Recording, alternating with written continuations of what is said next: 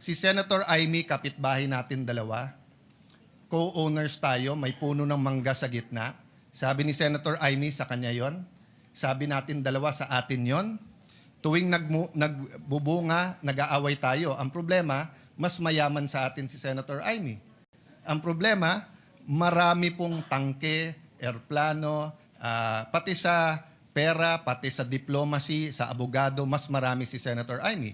So ako, ang stand ko, makipag-usap tayo kay Senator Amy. Ikaw, ang stand mo, hindi, sinisigawan na tayo, makipagsigawan na tayo. So we have the same stand. Mr. President, let me just finish this sentence. Yes, and I will clarify because but ang pinag-uusapan natin, yung approach. Pero as so far as saying na etong puno ng mangga ay atin, pareho tayo. Pero hindi po nakikipagsigawan ang I would not describe yung position taken by this representation as nakikipagsigawan.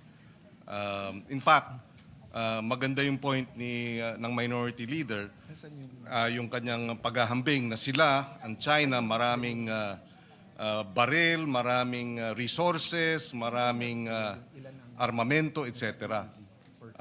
At dahil nga doon, napakahalaga na ating isinusulong yung rule of law at yung ating sandigan ay yung international law. Hindi natin maaring labanan ng puwersa ang China. We cannot fight in the area of brute force. And that's why we are fighting in the area of the arbitral ruling, the UNCLOS, the rule of law, international law. Yes.